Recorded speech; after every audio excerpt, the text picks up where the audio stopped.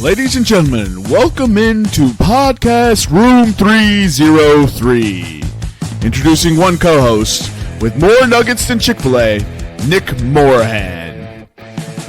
Executive producer until we find someone better, Eric Washington. Nobody really knows what he does around here, Nevada Putnam.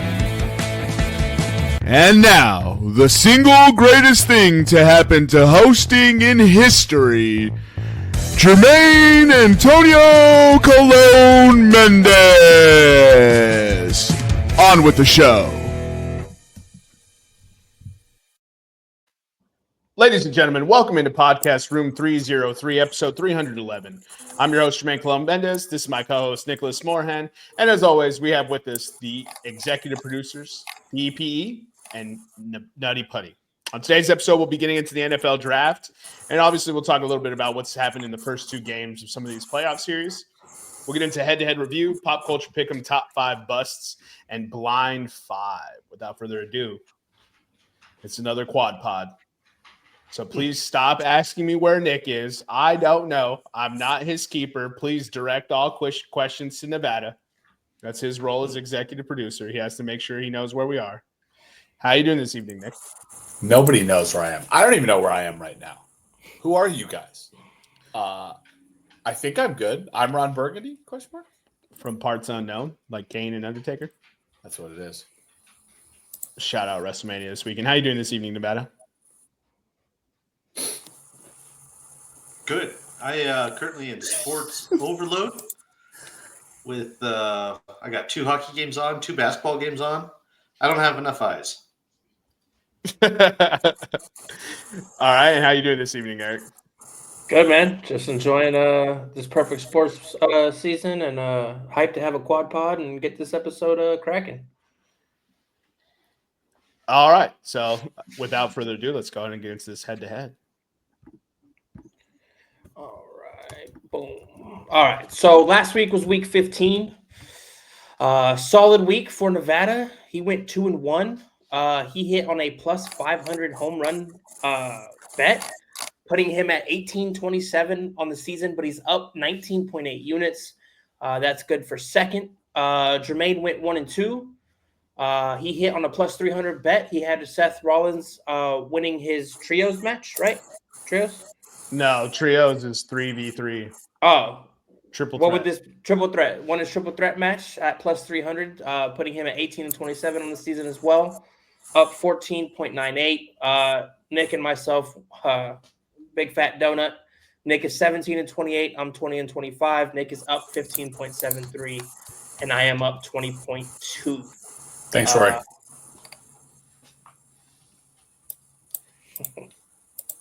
Fucking Rory McIlroy, dude. Hitting on, what was that? Plus 650. I believe it was plus 650. Yep. Yep. Biggest bet we've had so far. Plus 650. Lucky bastard. I mean, he's got to get lucky. He's starting to fall behind there. So started. Yeah, I mean, everyone kept pace for a while, but he was starting to fall behind. That's true. He was much like Rory McIlroy in the Masters. Yeah, he hit 3 the week prior to that Rory McIlroy bet, and they needed that to get Ty Nevada's record. And I'm getting too bold right now, to be perfectly honest. I mean, I followed it up with like multiple hundreds of odds after that, like a 550, a 330. I think I gotta calm down. Yeah, you hit a plus 240 Mikko Rantanen anytime goal scorer, and that dude is booty cheeks. I couldn't imagine paying him 12.5 to not do anything. I watched him play, and I was like, dog, you're making 12.5. You got to do something with that puck, dog. I'm not saying you got to score. You can't just lose it. You can't just fall down on the ice. Like, you're making 12 M's. I don't know, man. I'm fine with it. I think you guys dodged a bullet, but Dallas is going to win this series anyways. Damn. Damn, why did I bet abs? Dude, this series, just to touch on it for a second, is showing shades of Avs versus Seattle or Avs versus the Golden Knights, where the Avs dominate the first 5 periods of the series and then just go absent. You're so negative. Dude, when you can't hit a net, it's easy to be negative. That game should have been 5-1 with the amount of like one-on-one chances the Avs had. Dude, I thought you guys played well, but I guess the fuck do I know? I'm not negative enough, I guess. Y'all had every opportunity to win that game. Yep. And the Stars should have had more goals too if Blackwood wasn't playing. He was possessed by the spirit of Michael Jordan, dude. My man was out there just dominating shots. In the overtime, he was absolutely eating. I was like, how did he see that? How did he see that? He didn't. He just knew it was there, dude. He just knew it. He knew it. He had the force. He had observation hockey. No worries. Landy comes back, game 3, emotional bump. Everybody's going to cream their pants. It'll be okay. Ooh, bet Stars, game 3. You heard it here first, ladies and gentlemen. Let's go ahead and move into pop culture pickup. Top 5 busts in honor of the 2025 NFL draft. This could be anything. This could be food items. This could be musicians. This could be, yeah, you get the point. Top 5 busts. Something that was supposed to be dope and ended up not being. I'm going purely draft prospects here. I'm going Jamarcus Russell. Yeah, easy. If I didn't have that 101, someone else was taking him at 101. True. I'm going to go off the board here. I'm going to go with Dune. Eric knows. Oh, that's such a bad pick. Dude, that was my 101 or my first round pick too. See? I'll play and I'll do some wordplay here. Top 5 busts. Kate Upton is my number 1 pick. No comment. Okay. All right. Man, Dune's gone, so I don't know what to do here. I know we talked about it pre-show, and I know we said it's not, but I don't care. I'm going Chip Kelly. Fuck that motherfucker. And then after Chip Kelly, I'm gonna say Chip Kelly's not a bust. He's a bust. No, he's not. And then after Chip Kelly, I'm gonna go with man. This is tough. I'm gonna go with Vince Young.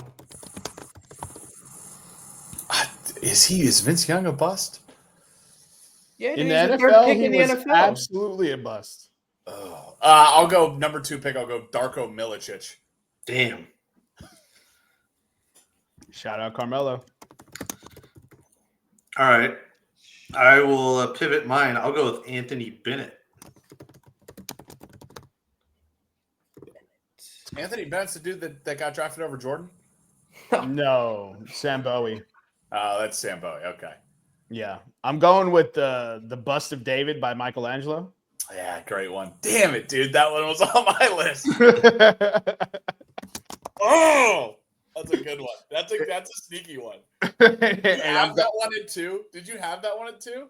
Or did you change it because I said Kate Upton? No, it was on my list. Fuck, dude.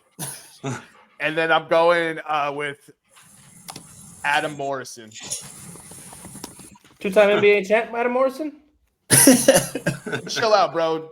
2-time NBA champ, Adam Morrison. Chip Kelly had 2 10-6 seasons, and you called him a bust. Took him to the playoffs. So, like, bust because he traded away all his most talented players. We don't have to get into it. It's just about he traded him and won 26 games. Bust. What? So how is he a bust? He's the reigning national champion. How is that a bust? Not my eyes. Not in my eyes. Not my president. I'm going to go with Dave and Buster's.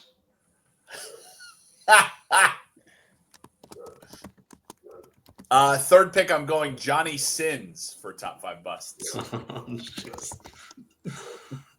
My goodness, we got canceled. Jesus Christ. Eric, pull it together. I'm just gonna go with Dolly Parton, I guess. Oh, that's the original. Hobie played 161 games. We ain't gonna call him a bust. And then I'm gonna go with Man, this is tough. Hold on, let me think real good here. Think it real good. Who's that? Man, this sucks. I'm just gonna go with Jalen Rager. Because he is a bust. I don't care. I don't want to hear it. He's a bust. In the spirit of Eric, I'm going to go Cam Newton. No, I'm just kidding. I'm going to go Greg the Caveman Oden. Oh, man, that's hurt. Greg do you need working knees to play in the NBA? Oden. Yeah. It was foot related, but we got the point. The foot bone is connected to the leg bone. I'm going to go with the Anthony Rendon Angels contract. Oh, you bitch. I talk about that all the time. You knew that was coming. What a hoe. I was going to go with Chris Bryant, but then I realized there's a worse one.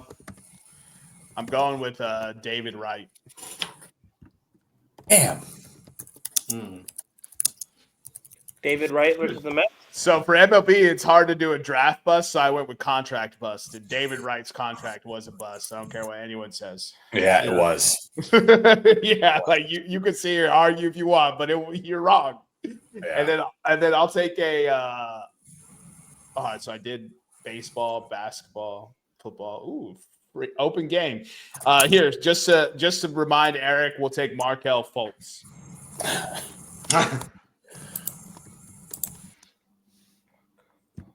Let's see here what I got. I'm going to go with Mark Apple. First overall pick, what was that, Nick? Like 7-8 years ago now? Yeah. Who is that? He's a pitcher that got drafted by the Astros. He was like the consensus number one pick, and I think just now he's like a fifth string or fifth day starter for. Nah, he's a free agent. Oh, well, there you go. He was on a team. He played with the Phillies last year, apparently. Apparently. Oh, sorry, 2022. Played or was present on the team. He had a 1.74 ERA in 6 games, 10.1 innings pitched. Yeah. That's what you get for number one consensus overall pick. I will actually take up the mantle for Nevada here. I'm going to say any Rockies contract north of $75 million. It's any Rockies contract, bro. No, we sign guys to good minor league contracts. No, nobody counts those. We know how to work the minor league system like a sweatshop. Just to name a few, by the way, over $75 million.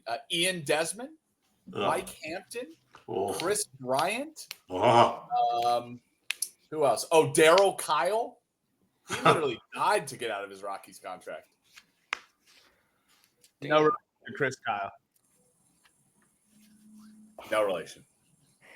All right, I'll close this out with Young MC. If you guys don't get the reference, I can't. Do you get the reference? Nope. No. Nope. He's a one hit like a one hit wonder, and his most famous song is "Bust a Move." I get it, Eric. I get it. Couple of honorable mentions for me. The Kool-Aid Man. That laugh almost sounded fake. And Doritos Taco Bell chips. Oh, they'd be busting. The Taco Bell flavoring. Man, if I'm Young MC's net worth is $2 million. Damn, good for $2 him. million? Off for one song?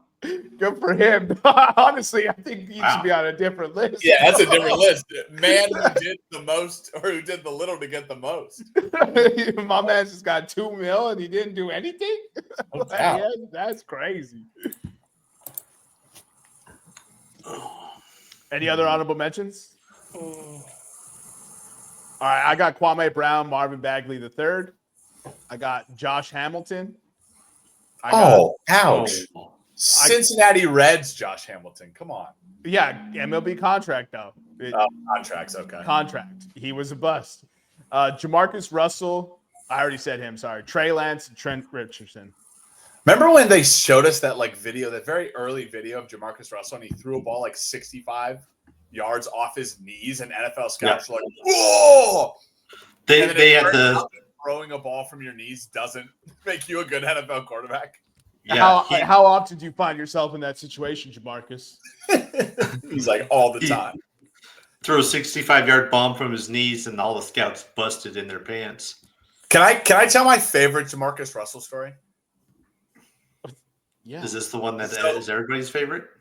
I think it is. So Jamarcus Russell, when he was with the Raiders, they gave him a tape to watch, a tape of film to watch over the weekend. They came back. They're like, "Hey, do you like the play set we were running on this tape?" Jamarcus Russell said, "Loved it. Watched every minute of it." They're like, "You fucking dumbass. There was nothing on the tape. If you would have watched the tape, you would have realized that." Bro, the one that always cracks me up, and I wish I knew the guy who mailed it back. Oh, no, this is from draft day. Never mind. This is a story from draft day. That's just going to be us as old man. I remember this one time they built a baseball field out of corn. So draft day, when they said they take the $100 in the back of the playbook, yeah, they were like, you know what I mean? Like the kids who actually looked through it all found the $100 bill, and then and they were like, "Oh, only one person mailed it back. Would you like to know who that is?" It wasn't Bo Callahan. It wasn't Bo Callahan. It was what was his name? Gilbert. Whoever they had as the starter. No, Chadwick Boseman was the running back. Oh, he was the legacy Browns quarterback. They had a he was like a linebacker or something. Who? He was a linebacker, yeah, because he knocked out the Ohio State quarter. I just watched the movie the other day. Chadwick Boseman's character was a defensive player. No, the only one who mailed the $100 back was the current quarterback of that Cleveland Browns team. Was the dude who was already under contract? Is what I'm trying. And he was worried about losing his job because they were thinking about drafting a quarterback. Yeah, you are correct. He moved up to the 101, took a linebacker, and then moved up to the 106, and somehow got the other team to agree to trade the first back because he's just a loose cannon, and that dude doesn't know what he wants, I guess. Yes, dude, I don't know that I've ever seen Draft Day. It's fire. It's fire. It's ridiculous, but it's fire. I'm gonna have to try to watch it tonight. It's on Netflix. Talking, and I'm like, I've seen so much about this movie, but I recall nothing of what you guys are talking about. So I don't think I ever saw this movie. I love how we knew all the names, all the players, all the positions. I was like it's a real draft. I was like, guys, Kevin Costner's the GM. Right? I'm in. It's Kevin Costner's sports movie. Bet. Sign me up. It's the only movie that's got NFL licensing agreement. So that's why they're able to use all the teams and obviously the draft. It was good. Damn. It was good. It was fun. Madden couldn't even get that for Bill Belichick. Bill Belichick don't care about your stupid games. Let's go ahead and get into playoff coverage here. I don't want to spend too much time on it, but before we get into the blind five, initial thoughts on the NBA playoffs. Eric. I think we've had some really good series, mainly coming out of the West. I think the East, the Pistons look really good. Surprising. I know that I was borderline taking them to beat the Knicks in the first round. I think you did actually take them to beat the Knicks in the first round. So fuck yeah, Detroit, keep it up. Fuck you, New York, you suck balls. Outside of that, the West has been really fun. The Clippers and Nuggets have been in some really fucking tight, close games. Oklahoma and Memphis might have been the worst playoff beatdown I've ever seen. So we've kind of had everything in these playoffs, but it's been great. We're in game 2 of most of the series. So tune in and check out some great playoffs. But Lakers at 5. Fuck you, New York, and see you next year, Philly. Lakers in 5. They're down 0-1 to the team. I'm just continuing the trend, dude. Nah, dude. What's the one that was today? A rapist. We don't talk about Shannon Sharp. What's the one that was today? Hold on. You can. It's gonna be real awkward after game 2. Manipulate, eliminate, stipulate. Lakers in 5. Yeah. Because Shannon Sharp's getting slapped with, and Shannon Sharp released a video where he basically like blew up all the accusations. So this same dude that's orchestrating this attack from this woman is the same dude that tried to get Jay-Z. So I was like, oh, so this is just the typical game. Obviously, I'll wait till they tell me the truth, but This is his 9 to 5. In the court of this is this dude's hustle. You know what I mean? Like, this is his young MC's bust a move. Yeah, I've heard of that song. Dude, so far the playoffs are exactly how it feels. It seems like every team could win these games except for the Memphis Grizzlies. Yeah. Like, dead on arrival, maybe you could throw the Heat and Magic in there, but the Heat played a pretty tough game, and Tyler Hero didn't play very well. And Orlando, Paolo Banchero was the only motherfucker who knew how to, like, actually hoop on game one. And now Jason Tatum's down, so hopefully they get a little, ball sack full of goodness, and they go out there and put in some work. I think for people, basketball in general is a game of runs in general. Every game you're going to have somebody go up by a pretty decent lead. Oh, my bad. I knew it was coming. But every game, but in playoffs, stick through it. Third quarter, fourth quarter, people start to clamp down. Clippers Nuggets might be the best series in the playoffs so far. Definitely tune into that. Knicks Pistons really good. So there's a lot of playoffs. I know we're going to see a lot of blowouts, but it happens in this sport, man. It's a continuously moving sport. So people go cold, people go hot. But tune in because it's been a great playoff so far. Pistons with the first playoff win since 2008. I believe that snaps the longest 17 years. Yeah, longest streak in the NBA. Mm-hmm. 18 straight games, I think it was. Was it? I didn't know that number, but yeah, it was 17 or 18 straight L's. Yikes! Yeah, I think game one made it 17. Yeah. Oh boy, that's real bad. All right, what about these NHL playoffs? I also don't like how they schedule. Maybe I'm just used to NBA where it's like you get 4 game ones one day and then you break them up. This one is just like y'all played the second game and Edmonton was in game 1, and I was just like, how are we just deciding who gets to play 2 games before the other team plays 1? Even crazier, the Lightning Panthers haven't even started their series yet. What? Starts right Yeah, now. I don't like how NHL The does NFL this. says, "Fuck you, we're on Canadian time. We'll do what we want." yeah. I don't know why usually they're not spread out so janky like they are this year, but I think it's kind of what you expected. As the playoff format is set up, for the most part, it's division games against division games, so they all know each other. There haven't been any blowouts. There's been some really tight games. Edmonton showed that it's all gas, no brakes. Crushed it in the end of the third period, then lost it in the last minute of the third period. So, but no doubt they'll come back. I think looked pretty good. I think you can make a storyline for each of these series, right? You have the Blues who are surging in, playing the Jets, who kind of, the President's Trophy winning Jets. Avs Stars should be the Western Conference Final, in my opinion. I think the odds makers did the Stars dirty by saying they're plus 1,200 to win a cup when they're, except for those 8 games, or what was it, 7 games to end the year in Nevada. They were arguably one of the best teams in the Western Conference, if not the best. I would say in the Western Conference, the only team that I don't think has a chance is the Wild. Good. The Battle of Ontario between the Kings and the Oilers, the Maple Leafs trying to overcome a team that in December was the dead last team in the league, and now for some reason is in the playoffs. The Battle of Florida between the Lightning and the Panthers. The Washington Capitals somehow being written as like already into the second round and struggling to beat the Canadians. Sorry, the Canadians were the team that was dead last in the NHL and rallied to be in there. And then the Devils and the Hurricanes, who Eric and I were talking pre-show, it's clear they just don't like each other. It's a fight that the puck gets dropped a couple of times. Yeah.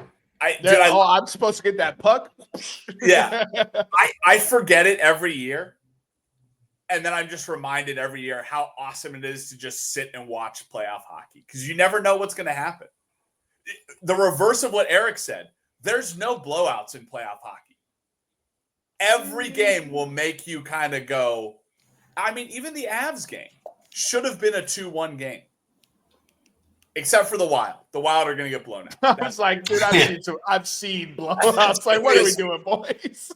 That's going to be a sweep. That's going to be a rest 4-game series for the Knights. We're not looking at 53 points like the Memphis Grizzlies. Come on, baby, what is you doing? But like, yeah, we're going to see some blowouts, boys. Like, it happens.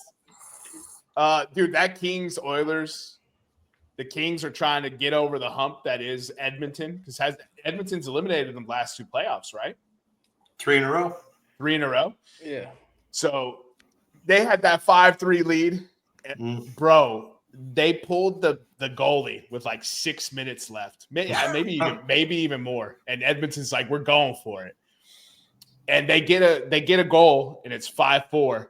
And all of a sudden, I'm like, oh crap, the goalie's back in, and then McDavid hits this just absolutely, kind of crazy shot in the grand scheme of things because it just like slid on the ice, which I know that's what they fucking do, but it's not quite like this. There's no elevation, no anything, and it literally slid underneath nobody can see this on podcast, so this is riveting listening, but underneath the goalie's like blocker pad on his leg, there was just a crevice for that puck to just slide underneath, hits the back post, and just pops into the goal, and I was like, there is no way he just hit that shot. Right. For a guy who's got all this talent and skill, and he just slides it on the ice. What? Puck's 1.5 thick, 2 inches thick, and that pad must have been 2 inches and 2.25 inches off the ice. Oh, bro! I looked at that and I was like, I got up and I was like standing near the TV, like, how did that get in, dude? I was like, no way. I was like, my man's just out here curling. He's got boys with the broom slowing that puck down, trying to get it in. I was like, there's no way he hit that shot. And then 50 seconds later, the Kings slap one in, and I'm like, we don't even get overtime? Blown away, dude. At the same time, that's like 30 seconds after that, the Avs-Stars game finished. I know you guys aren't thrilled about that one, but you stole home ice, right? Yep. All right. Did your job. Let's go ahead and get into blind 5 here. Nick stepped away, so Eric and I got it. Gotcha. Let's see which screen. This screen. All right. 1 or 2. Eric, which one? 1. We made a 50-50 question so difficult. No kidding. Man, all right. All right. So number 1, your first option is going to be Ben Stiller. Oh, and that's a big start. Oh. Movies are great, but everything he touches turns to gold. Severance is one of the best shows on TV. I'm gonna go 3. He gives one example. Everything he touches turns to gold. He gives us one example, dude. I'm good with the 3 hedge, but this guy. Oh man. All right. Amazing. Next up is Jamie Lee Curtis. I think I'm good with 5. I fuck with Jamie Lee, but I'm not like I ain't standing for her. Are these like what would you call Nepo Hollywood babies? That's what I was thinking. Yeah. We can put her at 5. Jamie Lee's the shit.com, but we can put her at 5. She's tight, but I'm not like she ain't. I'm not. Oh, Jamie Lee's in it. I gotta go see it. That's not me. All right. Next up is going to be Bill Skarsgård. Which one's Bill? He's the one in Tarzan? It. He's the one in It? Tarzan, It. No, that's the one who did Tarzan and It is not the same. I actually just looked this up the other day. That's the only reason I know. Are they brothers by any chance? Do we know that? there's 3 of them. There's 3 of them. Okay. And you know Papa Skarsgård. But Bill's for sure the it one, right? He is it. He's it and the Crow. He's in John Wick Chapter 4. 4, I guess. I mean, I He's like in his movies though a lot. Nosferatu. Yeah, I ain't really got like a big I'm preference. just trying to figure out what the category is. Is it actors that are siblings like Hollywood royalty? Yeah, that's what it is. Okay. Literally said that earlier. You Yeah. asked if it was like Nepo babies, and I'm like, yes. Yeah. Yeah, we'll go next- with 4. Yeah, 4. 4. Next up is Michael Douglas. Oh, I think we did good on that. 2, 1. Michael Douglas is the shit, dude. I know. Do we trust that we're gonna get another good one? Well, if it's not Charlie Sheen, then it can't be number 1. So I'm trying to think of all the other Nepo babies out there. And Nevada's gonna hit us something stupid like fucking Jaden Smith. Hey, dude, we look. I say we put him at 2. We're gonna put Hank Pym at number 1. All right, that's fine. I'm not mad at it. He probably picked one of his most low key films too. Like, Oh no, but it's one of his more recents. That's why Yeah. I said. Yeah. All What right, else and is he then doing? Eric. Angelina Jolie. I'm just trying to think of the Nepo babies. No, you said it just a little bit ago, but Jaden Smith. Jaden Smith. Damn it, dude. That should have been 5. Can't stand that dude. Really? Yeah, he doesn't make good movies. Name one good thing he's done. His music is fire. I said movies. No. You said name one good thing he's done. Don't leave me out. I tell you, use your words. You should have said name one good movie. He was a good actor. He was a good actor when he couldn't really think for himself, like in Pursuit of Happiness. Yeah, when he was working with his dad, and his dad was coaching him. Who, by the way, his dad also overrated, but whatever. Yeah, we know your stance on that, Eric. Intergalactic was fire. Never saw it. It's the Kid Cudi movie on Netflix. And Jaden Smith is in it? Yeah. Nice. Is he the main character or No, the main character is Kid Cudi. Oh, okay. Yeah. All right. I thought maybe it was a movie about him. No, but, I yeah. know. But you're like, oh shit, of course. I haven't seen Life in a Year, but he's only made like 5 movies. All trash. Minus this Kid Cudi one, we'll see. Which Pursuit of Happiness is not trash. Sorry, go ahead.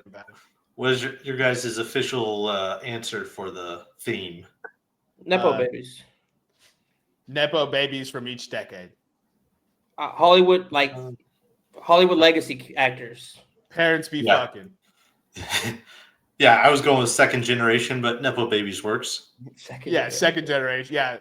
I wasn't sure if any of these were third generation or whatever. Damn, he could have hit us with Kate Hudson. Damn, I ran out of Nepo babies already. That Coppola chick, I know her uncle was Francis Ford. This is like Johnny Depp's daughter. Ben Stiller, everything he touches turns to gold. Severance. Like doesn't even bother with like, I don't know, Tropic Thunder, Dodgeball. Yeah, everything he touches turns to gold, dude. Secret Life of Walter Mitty. Yeah. So the father is Stellan Skarsgård. Stellan. Alexander is like the handsome heartthrob who's probably like the biggest A-lister. Is he Tarzan? He's a Tarzan, and he did True Blood. Okay. He was a vampire in True Love, and that's where all the women were like, oh, he's an attractive dude. I get it. And Bill Skarsgård, obviously, we touched on him with It, and then Gustav Skarsgård. Have you guys seen the Viking show? Yeah. Okay, so the Viking show is like one of my all-time favorite shows. He plays Floki in that one, the boat builder. I have to go see that. And then there's a little youngin who's coming up whose name is Valda. He's going to play a bad guy because that's an evil name. Valda. The Valda. Yeah, we go from Bill to Valda. Yeah, he got Alexander, Bill, Gustav, and Valda. He should have named someone Stellan. It's just like a progression into Norwegian names. Alex, Bill, Gustav. Yeah. They're like Swedish royalty, and the father He did Goodwill Hunting. Mhm. He's in the Andor show. He's in a lot of shit, isn't he? He was in Dune. I know you guys hate him, but he was the Baron. Harkonnen. Harkonnen. The Jabba the Hutt looking dude or something. Yeah, he was the one who. I think he's the one who comes out of the black, if I'm not mistaken. You know how he sits in that black tub? Yeah, didn't he have like a big old body in that? Yeah, he was. in the movie? He was big as hell. Yeah, He's on an episode of Friends. Yeah, I'm not surprised by that. He was in Chernobyl. You saw that one, right, Eric? Yeah, on HBO. Dude, he's in a bunch of good movies. The Hunt for Red October. He was the doctor who went crazy in the Marvel movies. Insomnia. In Thor. Yeah. Air Force One. Goodwill Hunting. So this show, he is in Nymphomaniac. There's 2 volumes to this movie. I watched it on Netflix like over a decade ago. Is that the weird one where like it's all like sexual and shit and weird and like Shia LaBeouf like shows his Shia LaBeouf's in it? Yep. Yeah. I he did Ronin, Deep Blue Sea. Dude, this guy's been in everything. Yeah. Kiss Kiss Bang Bang. That's why I was trying to drive the point home. I was like, man, you guys don't seem to know who this guy is. He's in Pirates of the Caribbean. Nah, I know who Papa Skarsgård is. You always see him and you're like, wait, I know that guy. He fits that exact role. Like, oh, he's a good actor. I just don't know his name. You know what I mean? Like the supporting actor, you're always like, oh, tight, he's in it. Yeah. Right. I'll never forget it now. You recognize the face and you're like, I know him, but I don't know him. Yeah, exactly. What was our final list? You had Michael Douglas, Jaden Smith, Ben Stiller. Why am I drawing a blank on the 4th one? And then Jamie Lee Curtis was 5th. I just Skarsgård, right? You didn't name the Skarsgård. Okay, yeah, he was 4th. Been talking about him for the last 5 minutes, and 5 seconds later, it's like, I don't know who the last guy was. That's amazing. We just went into a deep dive on his family. We forgot him. Went too deep. We didn't see him from the sun. Oh. All right, so we actually went very quickly today. So Nick's on the call with the VA. Is that Virginia or is that the Veterans Affairs? Trying to get his boner pills refilled or something? Apparently, he's too busy talking about busts. Did you know George Clooney is a Nepo baby? Yeah. Mm-hmm. Jennifer Aniston. What the? I didn't know all these people were Nepo babies. That's crazy. But Hollywood is. It's incestuous. All right, sorry, I didn't mean it. I read this article and I didn't expect to see this many names on there. Well, go ahead, name some more. Like Naomi Russell, Wyatt Russell. Hold on, let me pull up my history. Russell. Yeah, hold on. Oh wait, she's the mother to Wyatt Russell, Naomi Russell. Oh, there's sisters. I don't even know who that is. Naomi Russell. Oh, chill out. That's a porn star, Eric. What the hell did you just send me down? No, it's not. Nah, dude. I don't know what I just looked up. So it's Kate Hudson, Oliver Hudson, and Wyatt Russell are all siblings. And I didn't realize that they're just like famous people. Like, did you know that they were all related? I didn't know this. Mine also went to a porn star. Yeah, he's setting us up. Don't Google Naomi Russell, listeners. It's a trap, dog. Her movies include Gangbang Auditions 5, 21. This family. Did you know this guy and this guy were brothers? I didn't know that. And then their sisters, Kate Hudson. Did you guys know that? I did not know the Russells and the Hudsons were related. But That's crazy. Is that through blood or just through marriage? I believe this is through marriage. I believe these two are his, and then she's the only one that's actually theirs. Okay. But I don't know. I don't have the insight. Did you know he's a Nepo baby? Jesus, dude. I did know Scott Conn is, yeah. Oh, we know this one. Come on now. That's not. But yeah, this list is definitely different than I thought. Like, did you know Julia Roberts and Emma Roberts are related? Yes. Huh. That's interesting. Could you not tell that? I could tell now.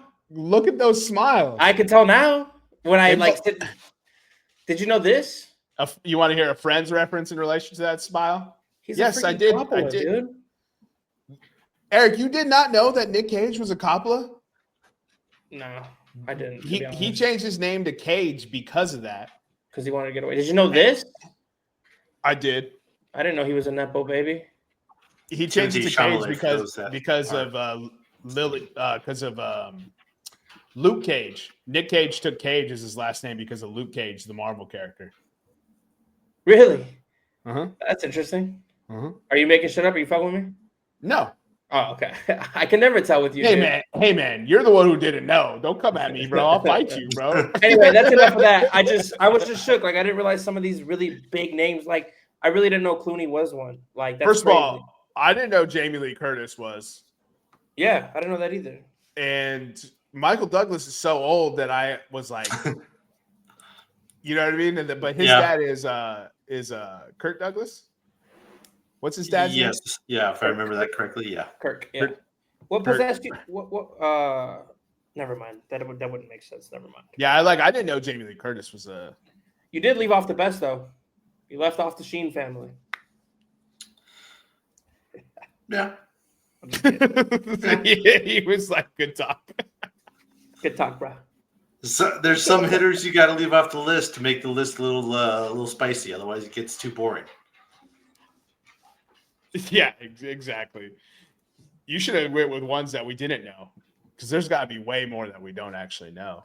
Oh, I'm sure, but for those listening on the drive right now, they're trying to picture in their head. Don't picture in your head Naomi Russell. Yeah, don't Google Naomi Russell. Yeah. Yeah, apologies, folks. I didn't mean to. Is Kate Hudson's mom's name really Naomi? No, it's Goldie Hawn, isn't it? I don't know Goldie Hawn's real name. I don't know if that's a stage name or.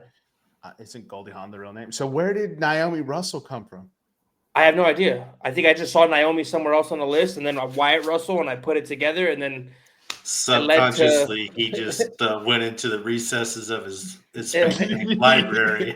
I was like, guys, Naomi Russell. I honestly don't even know who that is, but I'm not even going to Google it because you guys have said enough, and I'm sure it's. Yeah, you don't know who it is. You're the one who gave us the name. I'm never going to. Got him, ladies and gentlemen. Got him. He sent us on a Google adventure. Do you know this other Nepo baby? Yeah. You know this other Nepo baby? Her name's Jenna Jameson. I didn't know. My bad, y'all. That was just a slip up. Her name is Goldie Jean Hawn. That's such a perfect for her time name. You know what I mean? Mm-hmm. Like that's a fire name. Also, this photo that they have as the first photo when you Google her is just not flattering. It's almost disrespectful. She's about to be 80. You can't just you know what I mean? You can't leave one of her older throwbacks. Yeah, I was going to say, the last time I saw her, she looked pretty good for being 80.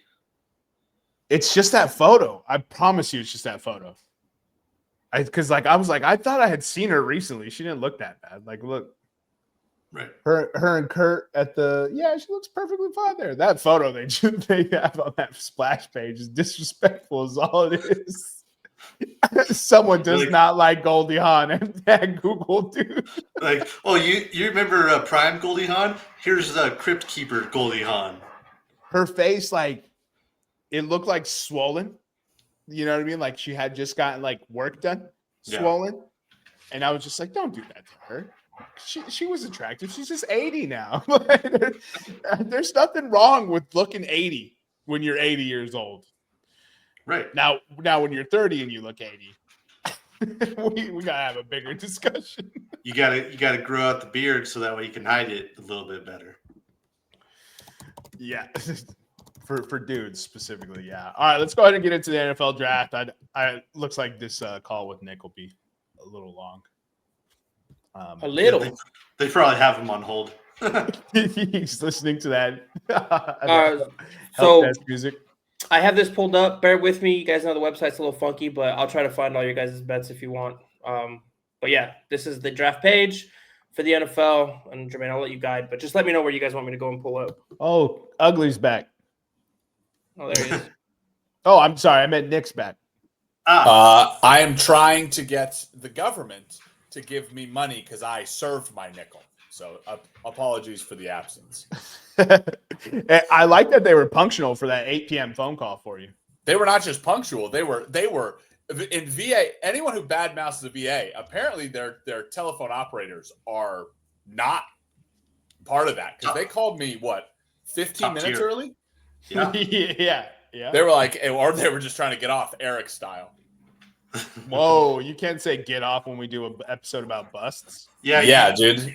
Yeah, you just missed a nice little rabbit hole. But if you're curious, Google Naomi Russell. Yeah, Nevada sent us down. Let's see here. Okay, let's continue on. I'll keep. All right, NFL draft.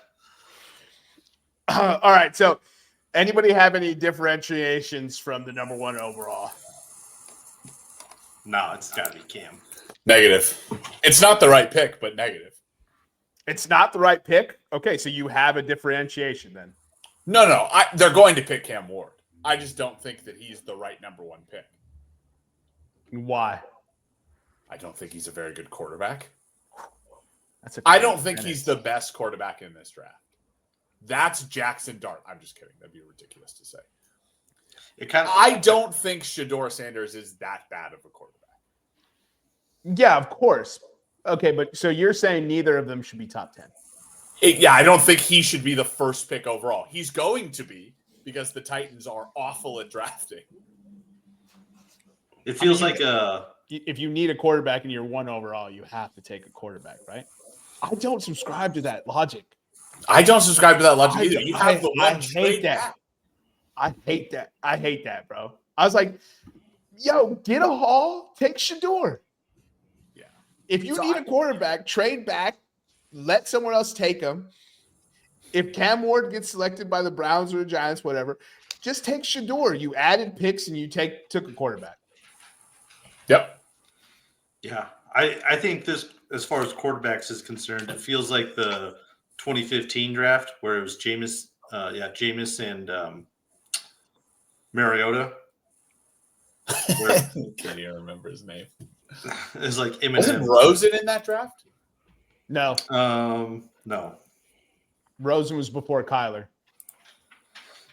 Meanwhile, you had guys like Amari Cooper, Todd Gurley, Melvin Gordon, players who were a lot better, Stephon Diggs.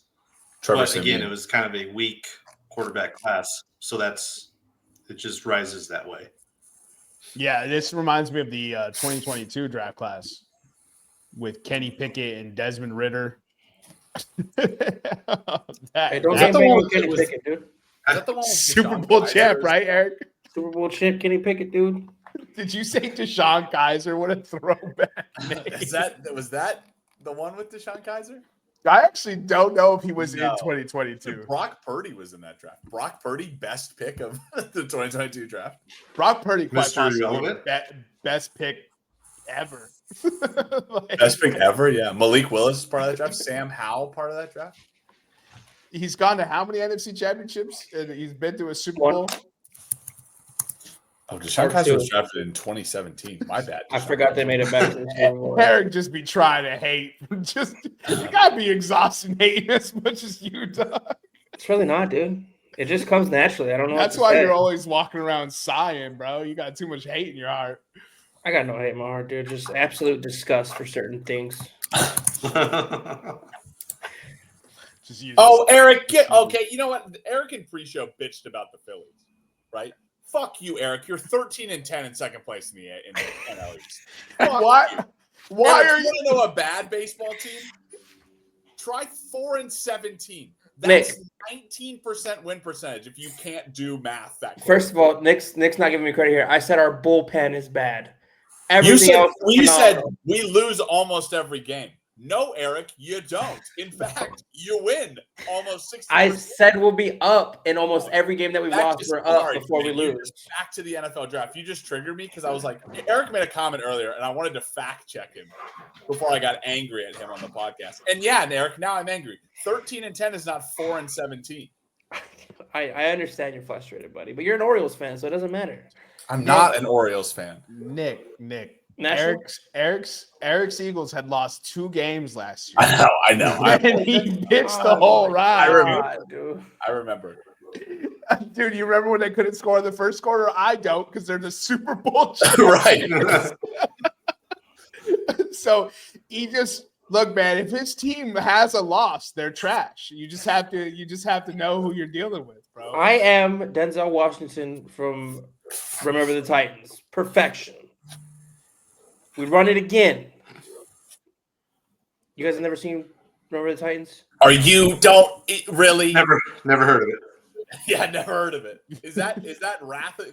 Is that the third movie in Wrath of the Titans? Maybe. And after Clash of the Titans? Probably. Clash, Wrath, and Remember. Sam Worthington was ass in the second movie, so I don't even know how he's going to be in the third movie. No, we're replacing him with Eric. It's basically the same person. Oh, right. Eric, Yeah. He just told us. Perfection. No, Eric. The Titans pick number 1. What do you mean? Oh, whatever, dude. I've moved on from this part.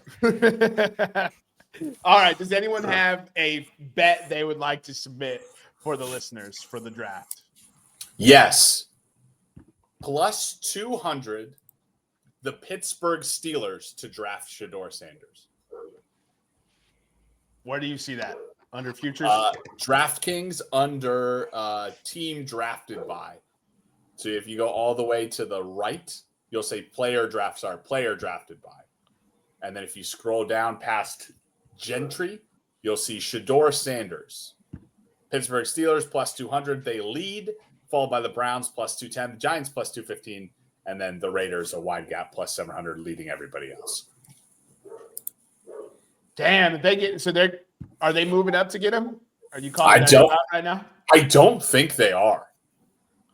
So they're not moving up so they get him at pick 21. I think they get him at 21, and that's going to coincide with another one of my bets, which is minus 110 under 2.5 quarterbacks drafted in the first round. Fantastic bet. I'm all over that with you. My only concern is you have Browns, Giants, Saints notorious quarterback drafters sitting at the end of the second, ready to just trade up into the first round and just add that third quarterback and shit all over you. It is. I am going to feel real confident about this bet until pick 27 or 28. Yeah, until you're looking at like the next 5 picks and you see the Philadelphia Eagles at pick 32, and then you're sweating bullets because you know Howie Roseman finna do something crazy and just fuck that bet over, dude. Eric, I think you were on the screen as well. We're talking about Cam Ward as the number 1 pick. I would like to submit exact order, top 5 exact order under the tab at the top. Plus 235. I would like to take Cam Ward, Travis Hunter, Abdul Carter, Will Campbell, and Mason Graham at 5. You're going chalk, huh? I'm going almost chalk. Also, I don't think Gentry goes that high. I don't think he goes at 5. Okay, it's Jonty, whatever. Gentry. I don't know who that is. That's the singer. So if we're doing exact orders, I'll take one here and we'll just see who's more correct. I'm going to go with Cam Ward, Travis Hunter, Abdul Carter, Ashton Jonty, Mason Graham. So you think Will Campbell falls completely out of the top 5? I think Will Campbell still goes to New England Patriots at pick 10. The Chicago Bears trade up to move ahead of Jacksonville Jaguars, who I think nobody is considering that they would take Jonty there. Oh, I am. Nobody's considering that. I was going to talk about that. That is a Jacksonville Jaguars franchise draft pick. I saw that and I was like, yeah, they're probably going to pick him. So Ashton Johnson to the Jaguars, right? If my exact order doesn't happen, Johnson to the Jaguars. Let me get the odds for that. But that exact order of Johnson at 4 and Mason Graham at 5 is plus 1,300. And there's there's a lot of smoke for the Bears to move up and take that pick. Let's see. Ashton Johnson at pick 5 though is minus 115, and Mason Graham is plus 220. So basically, they're saying if the Bears don't move up, Johnson is the odds-on favorite at pick 5, and I need the Bears to save me from my 101. What do we think the chances of the Bears and a Tyler Warren combo? I just like. I don't like it. Are you think there's a lot of legs there? There's steam there, you're saying? The only thing I've seen is a couple of mock drafts that have him going to the Bears. It doesn't make a lot of sense to me. Why would you replace Cole Kmet? You know what I mean? Like, that's my thing. Like, it's not a weak position. You have the number 5 pick, or number? Yeah, Bears pick 5, right? 10. Bears pick 10. You Jaguars have a top pick 10 pick. Uh-huh. I don't think you take a tight end. Not even Tyler Warren, who's pretty fucking fantastic and looks like George Kittle. I think he's really good. Is Tyler Warren gone before then? Is that a bet that you'd love to take? Eric, stay on that screen. Is Tyler Warren gone before pick 10, you're saying? I think so. There's only one team that I think could do that. Okay. And it's this team right here. Saints. And it's literally so nobody's going to throw him the ball. It's the pick before, yeah. All right. Eric, I love this screen. I'm going to anchor down at this screen for a little bit. By the way, the Bears to take Tyler Warren plus 290, by the way. For a little bit of – I think over 3.5 ACC players selected in the first round, plus 370, and over 3.5 Big 12 players selected in the first round. Because right now you're looking at least Travis Hunter, at least Shedeur Sanders, right? Who's the kid out of Arizona? Teteroa McMillan, yeah. Yeah. So that's 3. And then you're going to sneak in. There's somebody, like you said, Jermaine, is going to sneak in those bottom 5 to 7 picks that has a potential of being from the Big 12. From a Big 12 school. Who did Derek Harmon play? Oh, he played for Oregon. That's Big 10. Yeah, Big 10. This is crazy. What was that? This is fucking absolutely crazy that this is where they put the line at. And it should be like 8.5 of them from Georgia. It's fucking wild.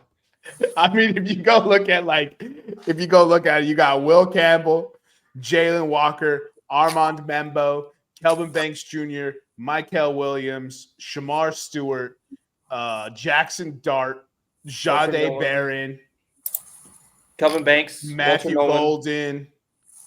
Who did Kenneth Grant play for? I'm just going down by odds to be top 10 right now, so that's why I haven't got to them. But you have James Pierce Jr., Malachi Starks, Walter Nolan, Nick. Did Manawari play in the SEC? I would keep forgetting his team. South Carolina, yep. South Carolina. So, yeah, bro. Honestly, that 14.5, I'm at plus money. I might just. You already named Pierce. I did at the end, yeah. Pierce, Barron, Shamar Stewart, Starks, you already said. The over is minus 250. Walter Nolan is a guy, a defensive lineman. If the Eagles don't trade out of the pick, the Eagles love SEC defensive linemen. No, they love Georgia. Oh, right. Georgia defensive linemen with J's in their name. All right. Who do the all right. First of all, do the Carolina Panthers trade out of pick 8? I don't think so. I think they've had a lot. I think they've had a lot of success with drafting defensive players in that 7 to 10 range. I think Dan Morgan, after all the talk of last year's offseason, it doesn't make sense to me, but Dan Morgan is going to draft. It's going to be a defensive Carolina Panthers draft. And I think we're just seeing people be like, oh, it's not going to be excuse me, Jesus, it's not going to be Walker because they want to be cool. And if they get it right, they can go, I told you it wasn't Walker. But it's dude, if Walker falls to the Saints at 9, I'm just saying, like, that's why I think that's the concern, right? Is that a lot of the media that I've been seeing around Carolina is Carolina is going to dictate their draft off New Orleans, who they think New Orleans is going to take, and New Orleans is dictating off who Carolina takes. Yeah, because we pick behind you. We always dictate off who was picked before. I know, but I'm saying it's odd to see Carolina dictating their draft off New Orleans. We draft behind him, so that's really weird. It is very odd. I think it's going to be Walker off the edge. Yeah. Now the question for me is, for Dan Morgan, if I could get him in a room, then why the hell did you get rid of all your defensive players just to be like, we need more defensive players? Bro, they should have just paid Brian Burns. That's what I'm saying. He's already a premier edge rusher. You're drafting a guy being like, I hope he's a premier NFL edge rusher. Where could we find one of those that we draft? And like, what's crazy is like the amount of money that these edge rushers are getting now, which is like it's a philosophical argument I have, right? I think the Cleveland Browns will be fine if they take Travis Hunter. I'm not saying it's a bad pick or anything. I just saw 30-year-old Myles Garrett get $40 million. If I'm a GM, I'm trying to get a rookie contract edge now. And I'm trying to get Abdul Carter to pair with Myles Garrett because I am paying Myles Garrett so much money. I just don't like if the going rate for a premier edge in the NFL is $40 million today, that's not what it is tomorrow, right? Right. Then I don't want to be paying a premier edge rusher $40 million. I'm going to go get a top 10 edge and pay him rookie scale money is basically what I'm going to do. I mean, I guess that's the argument for Dan Morgan, right? Is we don't pay Brian Burns. We go get. Yeah, but this was before Brian Burns already signed the contract. So let me pull up his contract. Well, you didn't let Brian Burns walk in free agency. That's more different. Yeah, so he got 141 over 5. That is, I'm happy to pay the dude 22 and a half. I would have done that. That's a great deal for him, for an edge rusher of that quality. That's a great deal. Trey Hendrickson is about to get 36 M's or something crazy like that. He's 30 years old. I ain't doing that. Not with a 30-year-old edge rusher. I'm trading him every single time. If I'm the GM, I'm trading him, getting picks. We're re-rolling. You heard it here first. GM Jermaine, edge rushers are the new running backs. As soon as they hit the end of that rookie contract, they gone. 40 million is crazy, bro. 40 million is insane. Like, no disrespect to Myles Garrett. We all know that I'm like the biggest Myles Garrett fan. We know Myles Garrett player of the year. But Myles Garrett, $40 million at age 30? I can't do it, dude. I can't do it. Because if he doesn't average double-digit stats for the next 3 years, I overpaid. Yeah. All right, Eric, who do the Eagles take at pick 32?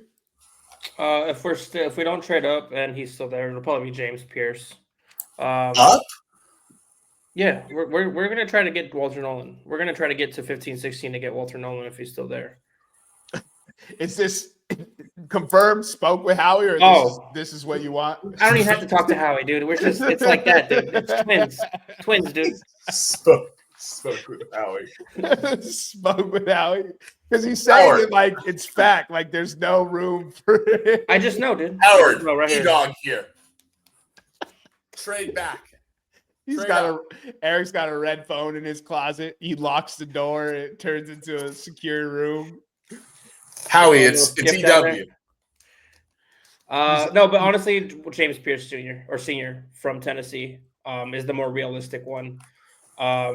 Even though we have so many draft picks and like we have more picks than we have spots on the team to fill. So we could package up and move up like Jermaine and I have talked about all week, but I don't know. I just don't know how aggressive Howie's going to be after coming off the Super Bowl. I don't know. That's what I was asking. I think they move up as well. I just don't know how far, because 32 to 15 So that is a crazy jump. I've talked about swapping the 9 with you. We've talked about it because you want to move back, and it's too crazy of a jump. But if Malachi Starks or Nolan are there at 14, like, dude, we're Super Bowl champs. Everybody on our roster's locked up till 2028. Honestly, dude, if Make I'm a move. Howie, and I know this is a crazy way to approach it, but if I'm trying to get Malachi Starks and Walter Nolan, like, I just don't know which one I want. Fuck it, dude. Trade next year's first. Let's hop into the first again. Snag both of them. You know what I'm saying? Like, hey, say less. So I was just like, pick them both up. Just build a ridiculous rookie. I wouldn't do it, but No, I think going for Walter Nolan and then settling for like a stud like Makuba at safety in the second or third is fine. I like Makuba. Yeah. Yeah. So, look, Shador is obviously on the table for the Saints, and I have no fucking clue. And I want Mickey Loomis to be fired. So if he takes Shador Sanders, then he takes him. Then I got a quarterback to root for. I ain't opposed to that, but I want an edge rusher or an offensive tackle. If Kelvin Banks Jr. is there, if Mikael Williams is there, obviously if Will Campbell falls, take Will Campbell. He's an LSU kid. Let's not overthink it. LSU and Saints should have more overlap. But yeah, let me get that Georgia boy at plus 370. That just absolutely dominated Texas both times he played us, even though he had a hurt ankle all years. He just got up for that game. What a dickhead. He had 6 sacks and 4 of them came against Texas. Fucking asshole. No, Texas has had a top 10 offensive lineman, and then they said that his arms are too short. Can we stop saying that about offensive linemen? Yeah, because Jason Kelsey wasn't too short and small to play the position and ended a Hall of Fame career. We keep saying these guys have too short arms to be tackles. And I'm like, dude, it's a completely different sport. Dude, if you want a gorilla, go get a gorilla. All right? These are normal men with normal arms. Is that legal? Getting a gorilla? Did you get a silverback? I'll pay silverback gorilla $40 million a year to be my left tackle.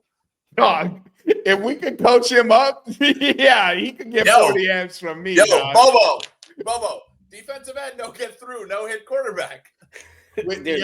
When he tackles you by using his foot to grab your ankle. Dude, imagine that double team. You can stand on one foot, keep the D end away, and grab a hold of the nose guard. Flag on the play. What's the flag for? We've got a legal foot to the face. Yeah, legal. He can't be up on the goalpost like that. Tell him to get down from the goalpost. All right. Can you go to one spot over on that scroll bar right next to college props and go to position totals?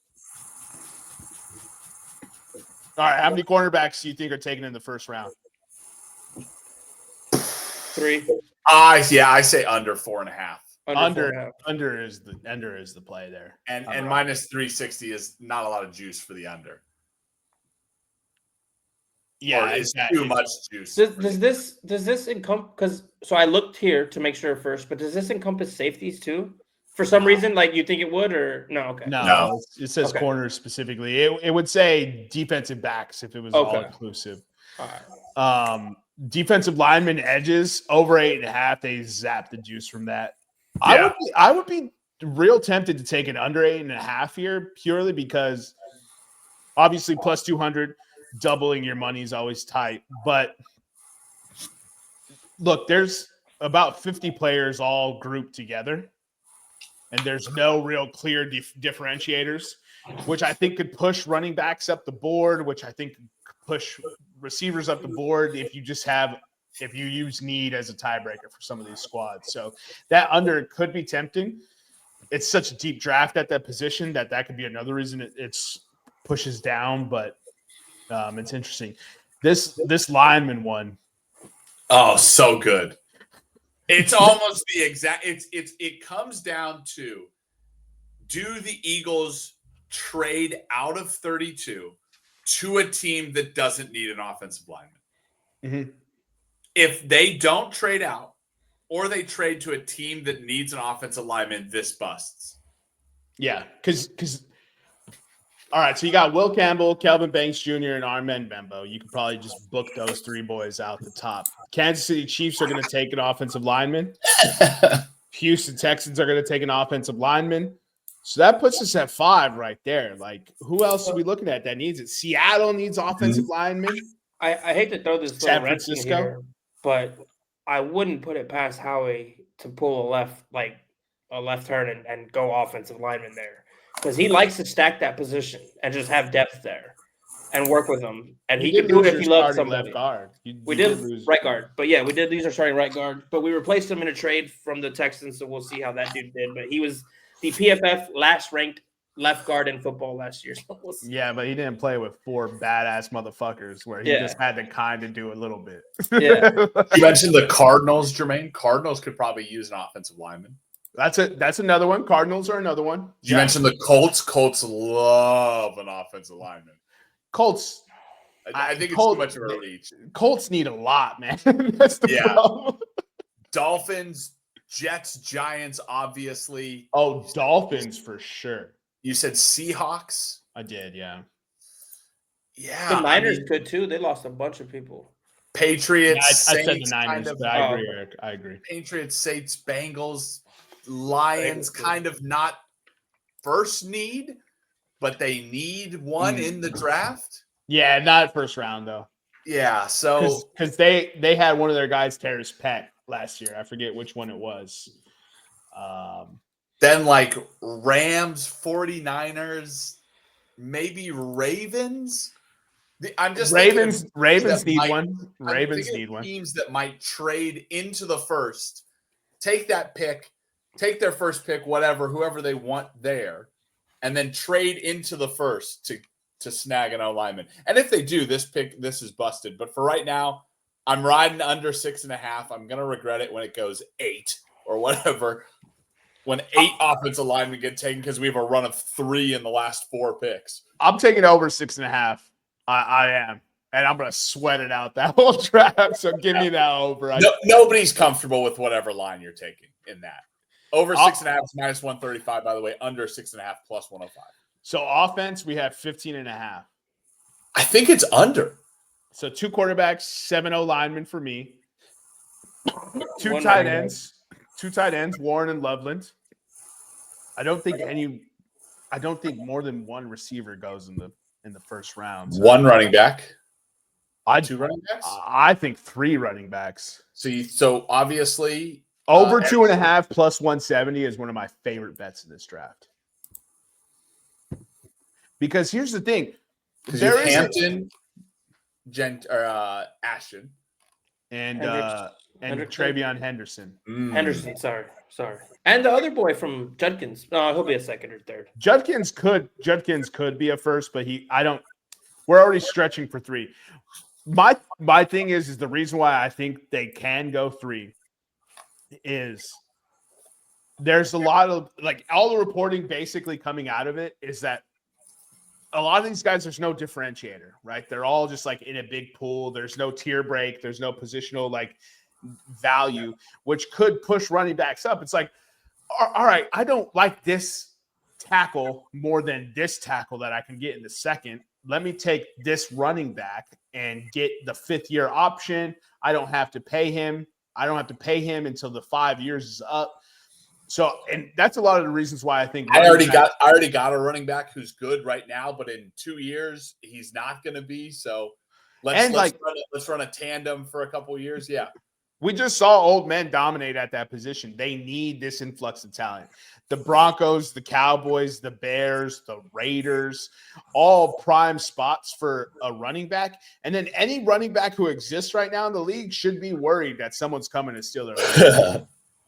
So I'm going over 2.5 because it's plus money, and I hope 3 people go in the first. And I'm going under on the receivers, under 2.5 at plus 230. I feel very confident at both those picks. You're gonna sweat that one though, because Travis Hunter, the under wide receivers. Does Travis Hunter count as a wide receiver though? He does. I think he does. Everywhere I'm seeing him listed as cornerback/wide receiver. So that's kind of cheating. And DraftKings is going to say, "Well, we don't know what he's going to play." Right? Yeah, and so that wouldn't be tough. Getting picked, And then does Golden go at the end? I think the problem is what you're saying, I think is exactly right. It is a best available draft. 100%. And I think best available, if you looked at the draft boards of all 32 teams, best available is completely different. Oh, yeah. That's all the reports that keep coming out. Yep. This is truly one of the drafts where you see who has the best scouting departments. Shit, Baltimore's about to kill again. Yeah, Baltimore's going to be like, oh, we didn't change our process. We've been doing this for 10 years. That's why you guys suck. Ozzy Osbourne, Gavin Newsom's going to kill this draft. Boy, to be drafted in the first round. Let's see. Let's get to plus money on that. So we have Mason Taylor plus 115. He's the first plus money. Is he steamed up like that? Nepotism is crazy, Eric. You got Trey Amos plus 130, Jalen Milroe plus 130, Trevion Henderson plus 150. I love that bet. This one right here, because I do think someone's going to trade up and fuck up all the metrics and take a third quarterback. And Tyler Shuck is getting just ridiculous steam right now at plus 350 to go in the first round. That's a fun bet. Judkins plus 1,800. You guys already mentioned him. Yeah, and then Nevada likes Jack Sawyer a lot, and he says that he could see him in the first round, so plus 1,800 there. And now we've gone too far. Those other guys. Eric is waving the mouse over plus 130. Jalen Milroe. I can see a trade. Somebody jumping back in to get their guy. For sure. Yeah. I've also, to bring up your Mason Taylor thing, I think the reason why he's gone down to plus 115, I know the speculation was he was a third, but how he was on the radio the other day and how he said, I know what I'm getting with Mason Taylor. I don't have, Travis Kelce expectations for Mason Taylor, but I know what I'm getting if I take Mason Taylor. And that's just consistent, good blocking. And I was like, don't say that. Drafting a blocking tight end in the first round is grounds for dismissal. I don't care how good Howie's been. I will fly there and fire him myself. Yeah, dude. That is crazy. I'm telling you what he said on the radio, dude. I was like, because the Saints signed Jack Stoll, he's reaching for Mason Taylor. Is what Howie's saying. That's crazy work. No. Oh, all right. Here's an interesting one, Eric. Second QB selected. The odds here. So if you scroll to the top, right next to the 2025 draft specials, and then second QB selected, those are the odds. Plus 15,000. Riley Leonard plus 20,000. That's a national champion right there. National champion. He lost. Oh, almost national champion. Correction.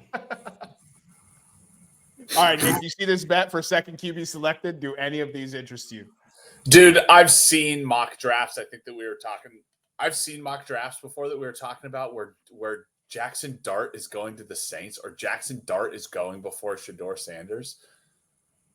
And maybe plus 200 lets me know that either Vegas is seeing the same mock drafts and trying to suck a little bit of money out of people, or the flip side of the coin is Vegas knows something we don't. So I will put $5, a little New York style big slice money on Jackson Dart at plus 200. And dude, the amount of reports gassing up Jackson and then reports talking about Shedeur slide, I'm just like, dude, I could see it happen, but I wouldn't bet it personally. That's what I'm saying. It's what I'm saying. It's like everybody was so high on Shedeur. And then at some time with no explanation, they switched, and all of a sudden it was Jackson Dart who was the. They gave us explanation for Shedeur's slide though. What was it? Bullshit. He's acting like a jackass in these interviews because he's being cocky, apparently cocky and arrogant. Don't you want that from your quarterback though? Look, I'm not saying And it depends, right? Is it brash? Is it confident? Or is it just like, ugh, I don't like talking to that guy? You know what I mean? Because there's a certain teeter of it. Yeah. But I want the dude who thinks his shit doesn't stink, because when he throws an interception, he's like, oh, fluke play. He's going to come out and bomb someone out. You know what I mean? Like, that's what I want. Yeah, I mean, like, okay, so you know who was probably a dickhead in his interviews too? Cam Newton. The dude won everywhere he went. Like, Shador isn't the same as Cam Newton, but like, you want your quarterback. I don't want Zach Wilson. I want a quarterback to have a little bit of Yiddish, a little bit of chutzpah. You know what I'm saying? Yeah. But like, yeah, I mean, also, NFL scouting departments seem to turn their nose up at confidence sometimes and just call it cockiness. If a guy walks in and isn't humble enough, isn't respectful enough of the game, right? And it's also about like, it's ego, it's personality, it's who people vibe with, right? So like, it could just be a couple GMs that didn't really like it because they're like curmudgeon-y. Whereas maybe he's just about ball. Maybe he just cares. He's like, fuck these stupid questions. I just want to play football. Yeah. Because NFL draft rooms are notorious for being like, if you were a pizza, what kind of toppings would you have on it? And the guys are like, and like people stress it. And maybe Shador's like, that's a dumbass question, man. What formation the Dolphins are going to win? Or like, the Dolphins are going to run against me? Like, I'll talk about what the nickel corner does in a cover 3. Yeah, and it's just a little weird because the same like football specific things that people don't like about Shador were the same knocks on Bo Nix, except Shador is like 20, Black. 21, 22. That's not what I was going to say, but he's 21, 22. So it's like you get Bo Nix, but younger. Yeah. Accurate. Nobody can tell me Shador Sanders is not accurate. Right. Can he throw a Josh Allen 70-yard bomb in the air? No, but can he hit a guy 40 yards deep and then that dude runs it in for 20 more? Yeah. Yes. Guys, hey, newsflash, GMs. Guys in the NFL are fast. Yes. Yeah. And also, you're throwing to space. You're not throwing to the guy. You know what? You know what I don't think is changing in the rules next year, Jermaine and Eric, and correct me if I'm wrong. It's still 10 yards to get a first down. And last I checked, 10 first downs, you're in the end zone. Yeah, it's really hard to do that. So, like, cool. He can't throw 190. He can't throw a ball out of the stadium like Patrick Mahomes can. I'm so sorry you can't hit it as far as Barry Bonds. Right. But if he throws 40 passes, or if he throws 30 passes and they all go 10 yards, that's 3 touchdowns. And if my quarterback is throwing 3 touchdowns a game, bro, if your quarterback is throwing 3 a game, you're fucking an elite territory, dude. 3 touchdowns and 300 yards is a pretty damn good game for a quarterback in the NFL, especially when he's completing passes at a 65% clip. Yeah, Eric, chill out. You don't know what 3 touchdowns is with your quarterback. Well, so passing, Eric, passing touchdown. Back to your guys' earlier point, DraftKings does not have that retard in the wide receiver section, but they do have him in the cornerback section. So I wonder if they're going to count him towards only cornerback on No, chill out. Why are you being disrespectful to this young kid? No, he's going to play both positions, but they only have him as listed as cornerback. Right, but Eric, we're not confused about you thinking he plays both positions. That's not what we're confused about. Whatever, dude. I don't like the guy. But also what I was going to say is this one right here is solid money. Even money? That's a pretty good bet for sure. That's really good because I've seen him in a lot of mocks, and obviously they're just mocks and nobody really knows what they're talking about. But I could see him going before Will Johnson. Look, Will Johnson concerns me. He did every drill at his pro day except for the 40-yard time. And the big knock on him is he's slow. So unless you're playing 75% zone coverage, I would be concerned about taking Will Johnson that high in the draft. So to me, I would rather take this Jahdae Barron, not this Jahdae Barron, like I don't know him. but I would rather take him. Eric, can you go to running back props and second running back taken? I want to just spotlight that for the listeners. Trevion Henderson at plus 245. I would take Trevion Henderson over Marion Hampton if I was a GM.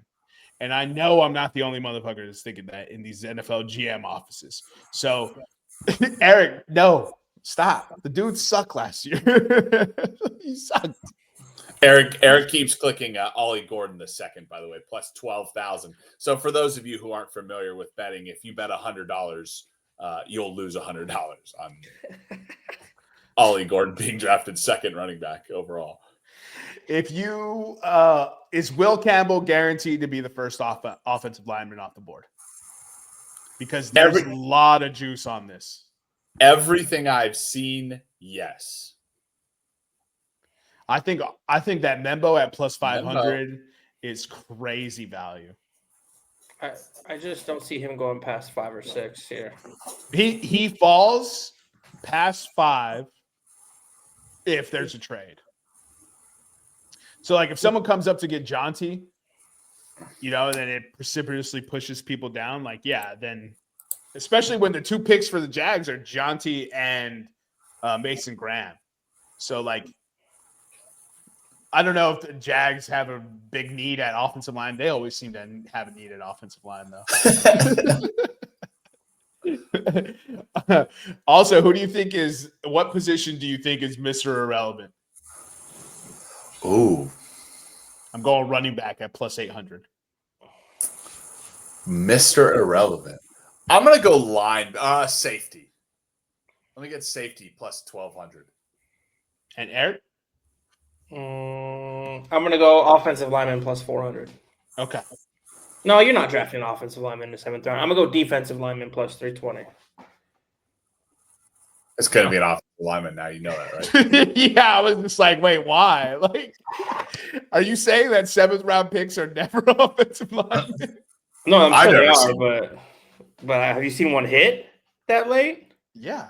Oh, tight. Good for him. Will Clapp. He might not have been that late. Was Zach Strief a 7th rounder? But no, it happens all the time, yeah. Because they knock him because he doesn't have long arms or some nonsense. or he went to a non-SEC school. Yeah. Or he ran, like, your offensive lineman ran a 5.38. I was like, I ain't tripping, dog. Yeah, it's okay. Yeah, he'll be fine. Oh, Zach Strief, 7th round, 210th pick. Attaboy. He played for the Saints from 2006 to 2017. Damn. Yeah, he was good for. That's a good snag. That's a good snag. That's why I was like, Eric just happened to ask the one that I knew the answer for. I was going to ask, what do you think the best value of all time is in the draft? But that's a dumb question. Yeah, it's Tom Brady. It's Tom Brady, yeah. It's Jalen Hurts. It's Tom Brady, yeah. It's not Jalen Hurts. Jalen Hurts is a good value, but he ain't. No. Tom Brady 7th or 6th. Jalen Hurts 2nd round. There's a huge difference. Yeah. And 7 Super Bowls, 1 Super Bowl. Huge difference. And then, he's been to 2. Brock Purdy, Mr. Irrelevant, instantly jumps into the conversation as well. Like, the man's about to be the starting quarterback for the 40 fucking Niners for, like, the next 10 years. So, you know what I mean?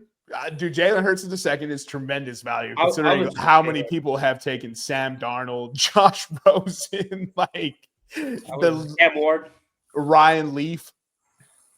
Didn't Sam Bradford get drafted with a shoulder that didn't work? Yeah, dude. And then traded to the Eagles. Jesus, he could not escape. Oh, they have divisions. Where? And the first, if you go to draft team specials, it's right there. Yeah. So they have Carolina Panthers position of first drafted player. See that? Yeah, I think it's going to be. I think they have it right. Same thing for the Saints. Minus 285 was the edge position. Oh, Eagles defensive lineman though at plus 100 at even money. That's not a bad pick because they have been steadily mocked to James Pierce Jr. They should just and write then if they as Walter Nolan right here. And then if they do what Eric wants and trade up and draft Walter Nolan, then they hit that bet anyways. Yeah, but the Saints is defensive line edge. I love how all 3 of our teams are going to do it. Can you show us the Broncos? Running back. Oh, that's good money for my over 2.5, baby. Let's go. Dude, ever since you said it the other night, I want to see Chauncey in blue and orange again. Do it. So can you parlay those, Eric? Can you parlay all of our picks? What we think they are? Running back, Let's see. defensive line. Nope. Okay. What kind of hoe shit is this? You guys, you agree with what they've put down for your team? Probably. 100. If I can get an edge at plus 100, yeah. Cool. Yeah, I like both. I like yours as well, Eric, because I think you go D-line because obviously Sweat and Milton just left, so I think D-line is the immediate need. I think safety is a bigger need for y'all, but for some reason the NFL doesn't value the safety position in the first round. And Howie absolutely doesn't at all. Yeah, and Howie doesn't value safety. He's traded CJ Gardner-Johnson twice. He's like, yeah, thank you, bye. He's like, go away. The dude is more drama than it's worth. But we're at capacity, boys. We're at the 130 mark. You guys got anything else left for the draft? Like your favorite player? Anything like that? Dude, Jack Sawyer seems like a Dan Morgan pick for the Carolina Panthers. Dan Morgan, okay. He seems Jack Sawyer. Yeah, seems like a Dan Morgan. He seems like meat and potatoes Dan Morgan. Okay. For all the reports that have come out of Carolina, if Dan Morgan wants to rebuild this defense, again, massive eye roll for those of you who don't have YouTube. I don't know if you can tell by my voice. But yeah, I feel like if Jack Sawyer doesn't go in the first round, watch him to be picked by Carolina in the second. Okay. Eric, do you have a favorite player?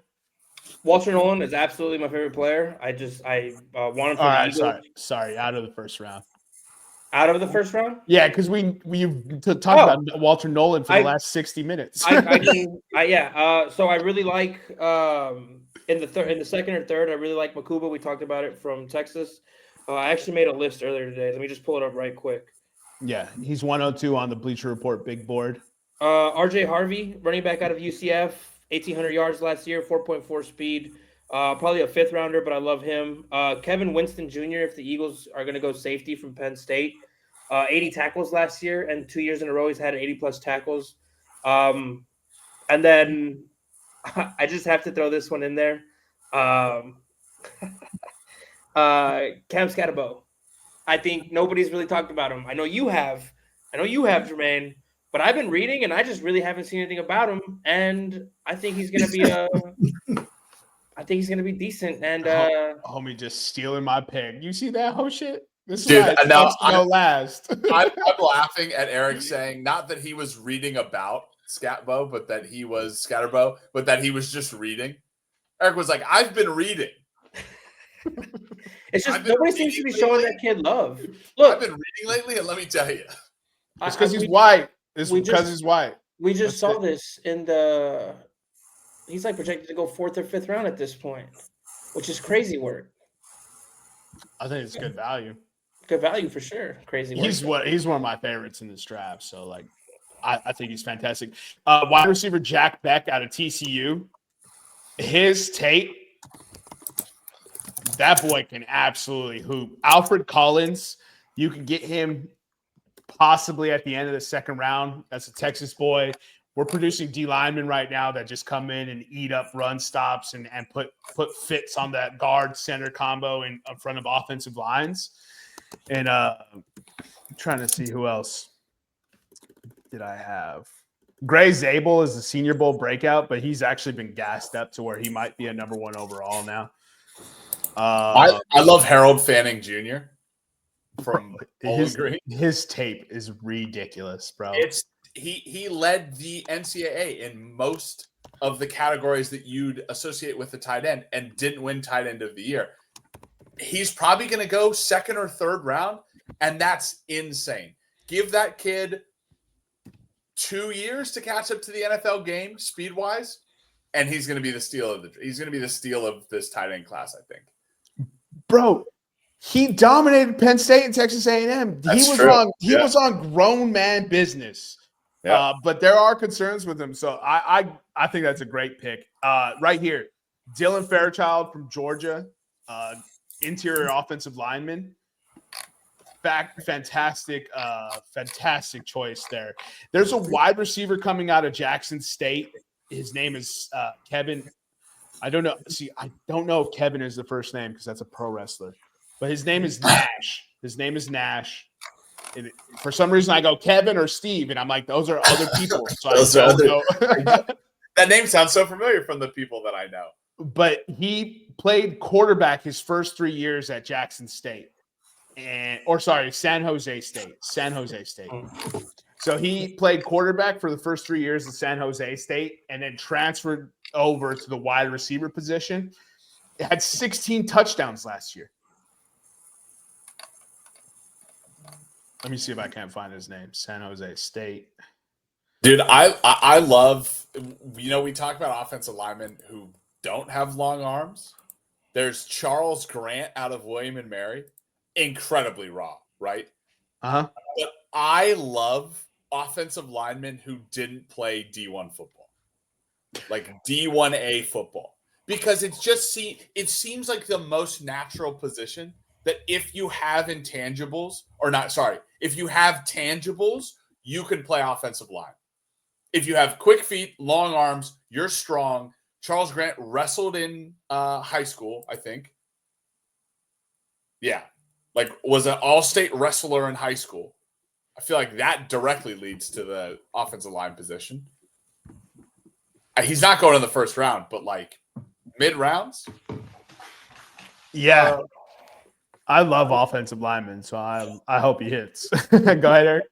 So I wrote down one more earlier, but he won the Buckets Award, or he was a finalist for the Buckets Award. His name's Jalen Schwessinger from UCLA. He's a linebacker. Oh, probably won't be a fifth or sixth round pick, but dude, Buckets Award winner, led the FBS in tackles last year. No, that's a first or second round pick right there. You think so? He's for sure.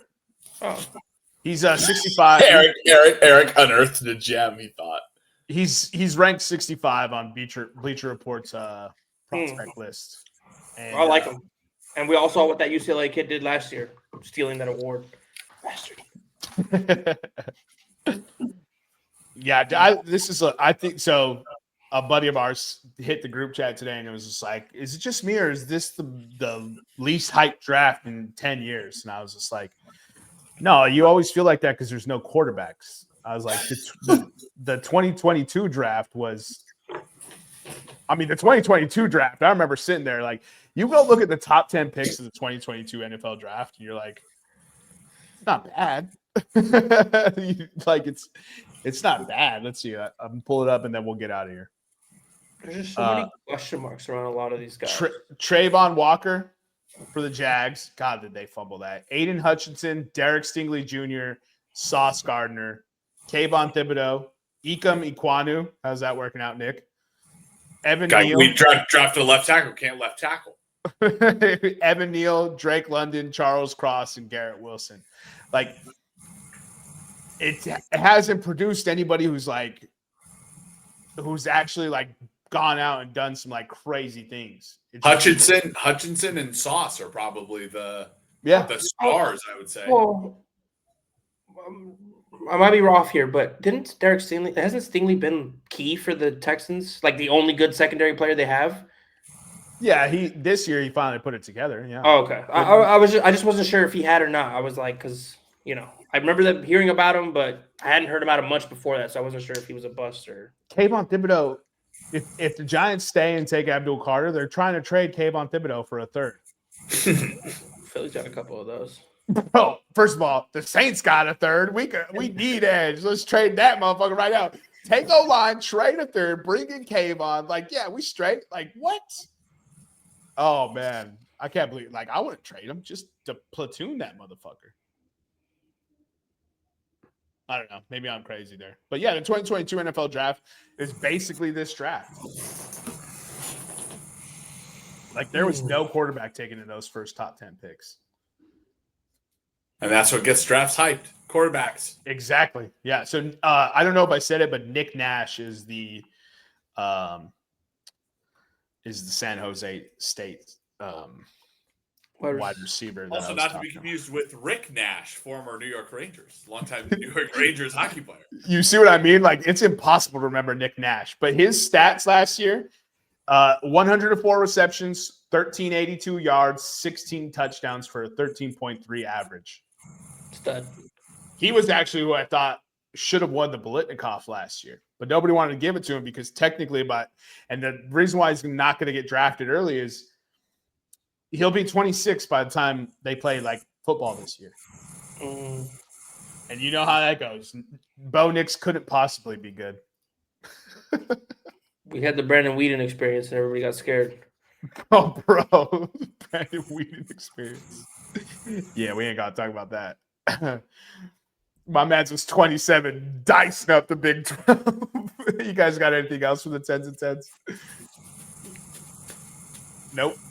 Follow us on Instagram, Twitter, and YouTube at Podcast Room303. Damn, dude, I'm never going to forget that. I'm never going to remember that it's now called X. Not. Anyways, follow us, This is Pod, Revenge of the Pod on all things socials and wherever you get your podcasts. For myself, Jermaine Mendez, for my co-host, Nicholas Moorhan, for the executive producers, the EPE and Nutty Putty. We'll see you next time when you come on down and step into the room.